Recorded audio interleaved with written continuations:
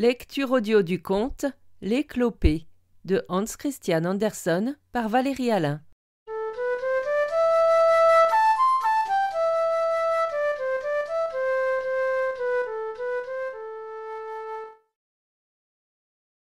Il était un vieux manoir qu'habitaient des jeunes gens excellents. Ils avaient fortune et richesse. Ils voulaient s'amuser, et ils faisaient du bien. Ils voulaient rendre tout le monde heureux, comme ils l'étaient eux-mêmes. Le soir de Noël, un arbre joliment orné se dressait dans la vieille salle des chevaliers, où le feu brûlait dans les cheminées, et des branches de sapin étaient accrochées autour des vieux tableaux. Là s'assemblaient les châtelains et leurs invités. On chantait et on dansait. Déjà auparavant dans la soirée, la joie de Noël était à l'office.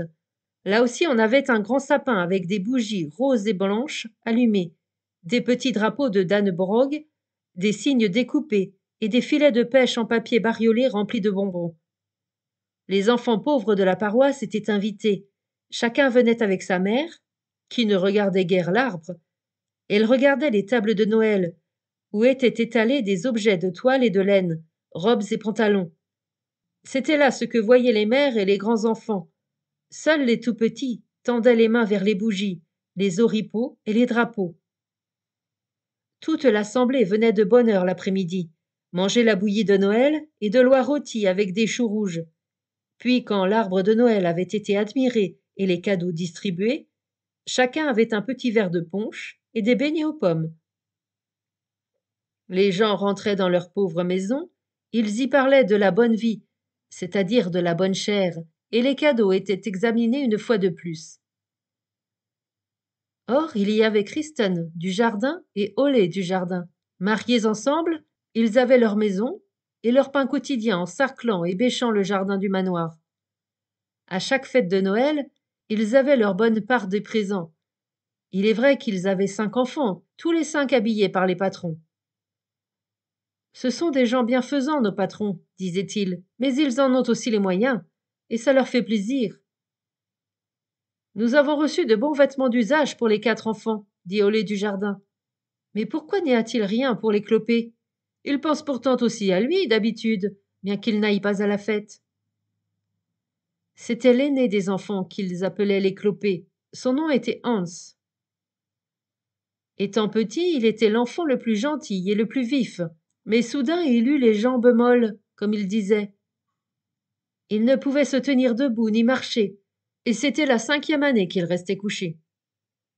Oui, j'ai reçu aussi quelque chose pour lui, dit la mère. Mais ce n'est pas grand-chose. Ce n'est qu'un livre où il pourra lire. Ce n'est pas ça qui va l'engraisser, dit le père. Mais Hans en fut enchanté. C'était un garçon très éveillé, qui lisait volontiers, mais employait son temps aussi à travailler dans la mesure où il pouvait se rendre utile, lui qui devait rester toujours couché. Il était adroit de ses mains, s'en servait pour tricoter des bas de laine, même des couvertures de lit. La dame du manoir en avait fait compliment et les avait achetés. C'était un livre de contes que Hans avait eu. Il y avait là beaucoup à lire et matière à bien des réflexions. Ça ne sert à rien du tout dans la maison, disaient les parents, mais laissons-le lire, ça l'occupe. Il ne peut pas toujours tricoter des chaussettes. Le printemps arriva, les fleurs et les feuilles commencèrent à pousser, les mauvaises herbes aussi. C'est bien le nom qu'il faut donner aux orties, quoique le psaume en parle si gentiment. Si tous les rois se présentaient dans leur force et splendeur, ils ne sauraient faire pousser une feuille d'ortie. Il y avait beaucoup à faire dans le jardin du manoir, non seulement pour le jardinier et ses aides, mais aussi pour Kristen et Olé du jardin. C'est un vrai turbin, disait-il, et nous n'avons pas plutôt ratissé les allées pour les faire tout à fait propres qu'on les piétine de nouveau. Il y a au manoir un va-et-vient d'étrangers, ce que ça doit coûter, mais les patrons sont riches. Drôle de partage, disait Olé.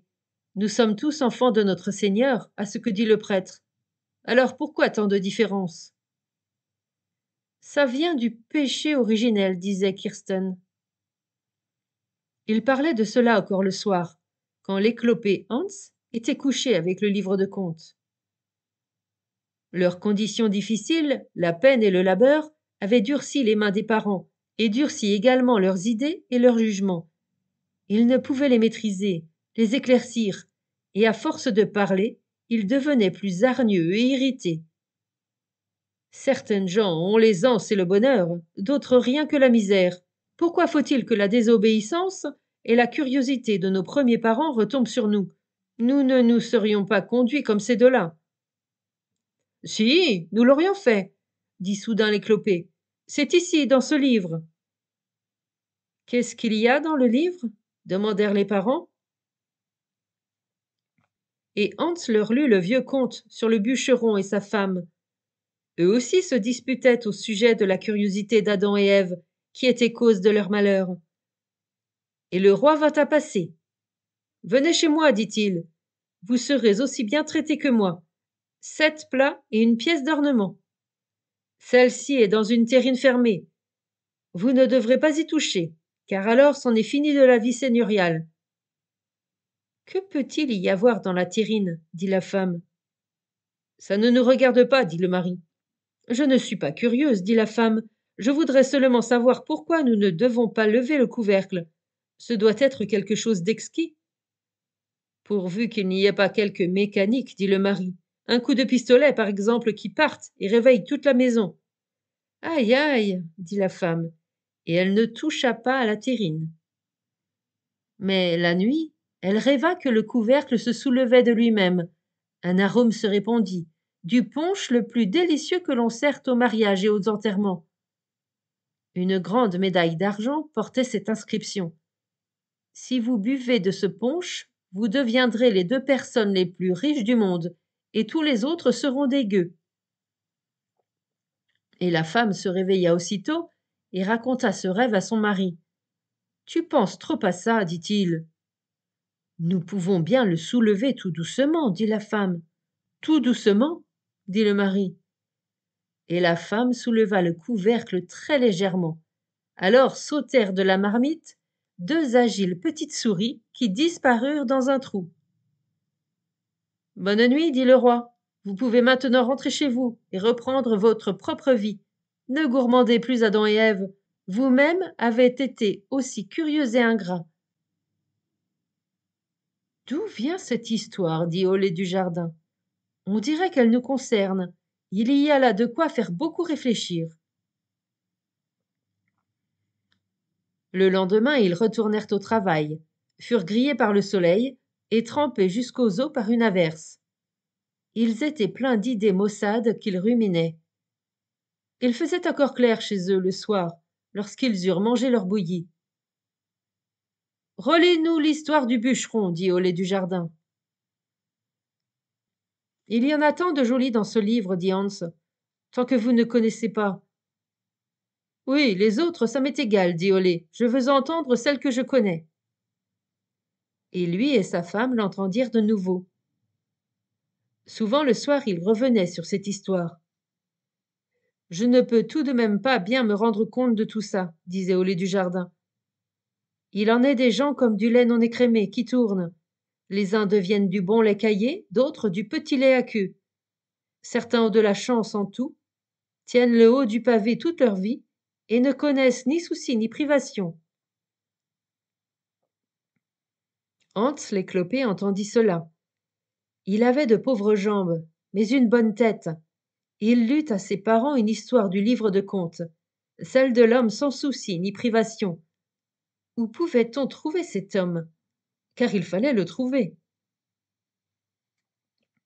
Le roi était au lit, malade, et ne pouvait être guéri qu'en mettant la chemise portée et usée par un homme qui pourrait vraiment dire n'avoir jamais connu soucis ni privations. Des messagers furent envoyés dans toutes les parties du monde, dans tous les châteaux et manoirs, à tous les gens riches et satisfaits, mais quand on les pressait bien de questions, tous avaient tout de même éprouvé soucis et privations. Pas moi, dit le porcher qui riait et chantait, assis au bord de la route. Je suis l'homme le plus heureux. Donne-nous donc ta chemise, dirent les employés. Tu auras en paiement la moitié d'un royaume. Mais il n'avait pas de chemise, lui qui se disait l'homme le plus heureux. C'était un beau monsieur, s'écria Olé du Jardin, et lui et sa femme rirent comme ils n'avaient pas ri depuis des années. L'instituteur passait à ce moment. Comme vous êtes gai, dit-il. Quelque événement s'est produit dans la maison? Avez-vous gagné à la loterie? Non, ce n'est pas ça, dit Olé du jardin. C'est Hans qui nous a lu dans le livre de contes l'histoire de l'homme sans souci ni privation. Et ce gaillard n'avait pas de chemise. Ça vous met la larme à l'œil d'entendre ça. Et c'est dans un livre imprimé. Chacun a sa charge à porter. On n'est pas le seul. C'est toujours une consolation. D'où tenez-vous ce livre? Demanda l'instituteur. Notre Hans l'a eu à Noël, il y a plus d'un an. Les patrons le lui ont donné. Vous savez qu'il aime lire et qu'il est éclopé. Nous aurions alors préféré comme cadeau 2 chemises en toile d'étoupe, mais le livre est singulier. Il sait comment répondre aux pensées qu'on a. L'instituteur prit le livre et l'ouvrit. Reprenons la même histoire, dit Olé du jardin. Je ne la possède pas encore bien. Puis il faut qu'il lise l'autre aussi, sur le bûcheron. Ces 2 histoires suffisaient et suffirent à Olé. Elles étaient comme 2 rayons de soleil dans la pauvre maison, dans la pensée amère qui rendait le ménage grincheux et renfrogné. Hans avait lu le livre entier, l'avait lu bien des fois. Les contes le transportaient dehors, dans le monde où il ne pouvait se tenir sur ses jambes. L'instituteur s'assit près de son lit. Ils causèrent, et ce fut un plaisir pour tous les 2. Depuis ce jour, l'instituteur vint assez souvent trouver Hans, quand les parents étaient au travail. Chaque fois qu'il venait, c'était comme une fête pour le garçon, comme il écoutait ce que le vieil homme disait des dimensions de la Terre et de nombreux pays, ajoutant que le Soleil était pourtant presque un demi-million de fois plus grand que la Terre, et si éloigné qu'un obus, avec sa vitesse, mettrait 25 ans à voler du Soleil à la Terre, tandis que les rayons du Soleil atteignaient la Terre en 8 minutes. Tout bon écolier est au courant de tout cela, mais pour Hans, c'était nouveau, et encore plus merveilleux que tout ce qu'il y avait dans le livre de contes. L'instituteur était invité 2 fois par an à la table des châtelains, et il y raconta un jour quelle importance avait prise le livre de contes dans la pauvre maison, où 2 de ses histoires avaient été toniques et bienfaisantes. Le petit garçon maladif et intelligent avait amené réflexion et joie dans la maison par sa lecture. Lorsque l'instituteur quitta le manoir, la dame lui mit dans la main 2 beaux thalers d'argent pour le petit Hans. Il faut les donner à père et mère, dit le garçon, lorsque l'instituteur lui apporta l'argent. Olé du jardin et Kirsten du jardin dirent: Avec Hans l'éclopé, on a tout de même aussi récompense et bénédiction. 2 jours après, les parents étaient au travail dans le jardin du manoir, quand la voiture des châtelains s'arrêta à la porte. C'était l'excellente dame qui arrivait, enchantée de ce que son cadeau de Noël eût été si réconfortant et agréable pour le garçon et les parents. Elle apportait pour Hans du pain blanc, des fruits et une bouteille de sirop. Mais ce qui lui fit encore plus de plaisir, elle lui apportait, dans une cage dorée, un petit oiseau noir qui savait siffler très gentiment. La cage fut posée sur le vieux bahut, à quelque distance du lit du garçon, qui pouvait voir l'oiseau et l'entendre. Même dehors, sur la route, les gens l'entendaient chanter. Olé du jardin et Kirsten du jardin ne rentrèrent qu'après le départ de la dame. Ils sentirent combien Hans était content et trouvèrent pourtant que ce cadeau n'était qu'un embarras. Les gens riches n'en pensent pas long, dirent-ils. Allons-nous avoir encore à soigner l'oiseau? L'éclopé ne peut pas le faire. Le chat finira par attraper cette bête. 8 jours passèrent, et 8 jours encore. Le chat, pendant tout ce temps, avait été souvent dans la chambre sans effrayer l'oiseau, loin de lui faire du mal. Un grand événement se produisit alors. C'était l'après-midi. Les parents et les autres enfants étaient au travail. Hans était tout seul. Il tenait dans sa main le livre de contes et lisait l'histoire de la femme du pêcheur qui avait vu tous ses désirs réalisés. Elle voulut être roi, elle le fut. Elle voulut être empereur, elle le fut. Mais elle voulut être le bon Dieu. Alors elle fut de nouveau dans le fossé bourbeux, d'où elle était venue. Cette histoire n'avait aucun rapport ni avec l'oiseau ni avec le chat, mais c'était celle que le garçon était en train de lire quand l'événement se produisit. Il se l'est toujours rappelé depuis.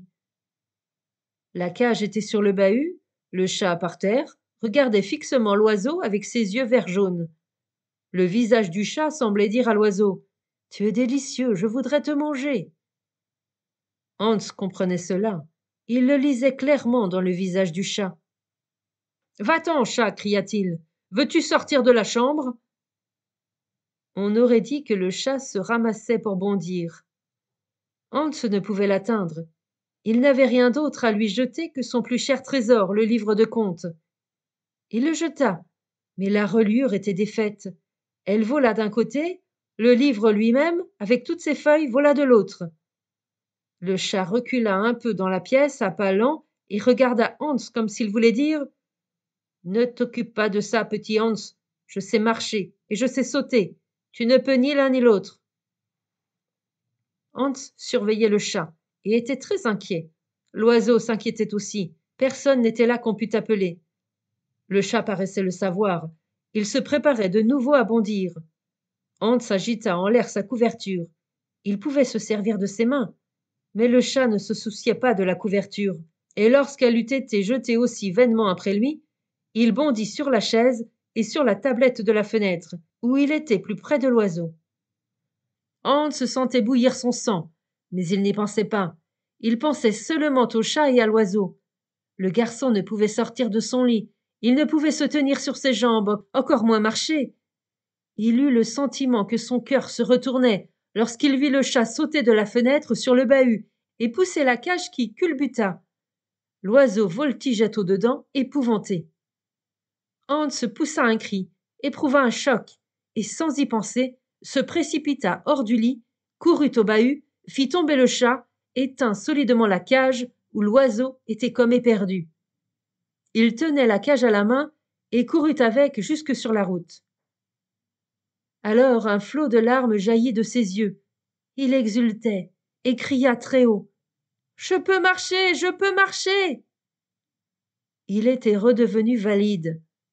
Cela peut arriver, et cela lui était arrivé. L'instituteur habitait tout près. L'enfant courut chez lui sur ses pieds nus, en chemise et veste, et avec l'oiseau dans la cage.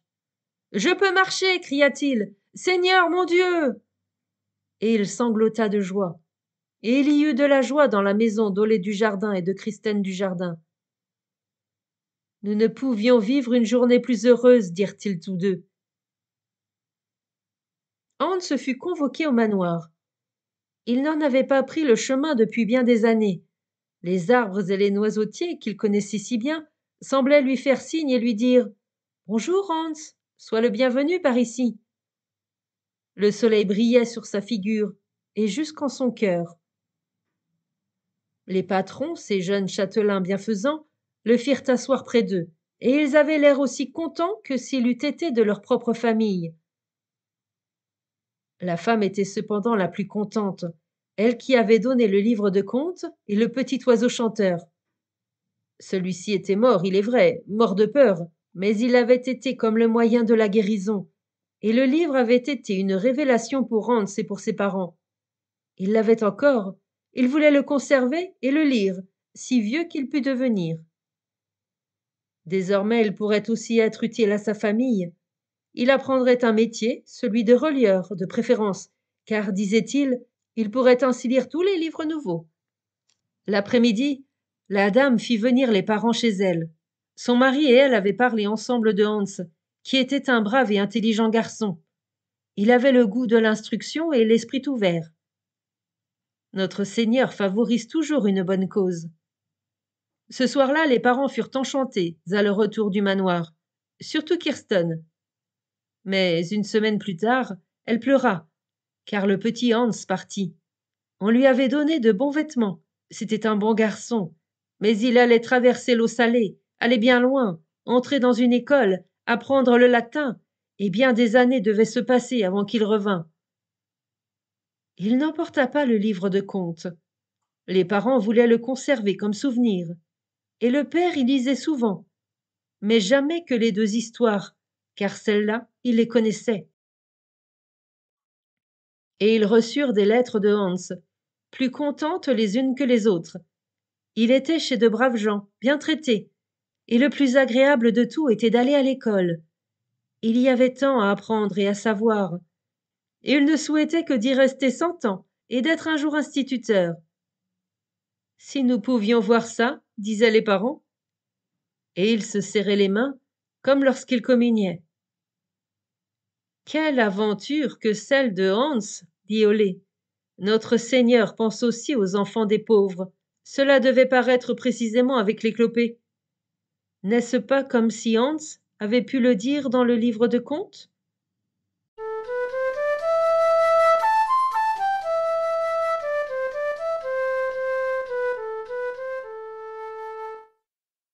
Fin de la lecture du conte Les clopés. Merci de votre écoute. Je vous rends vos oreilles, cœur avec les doigts.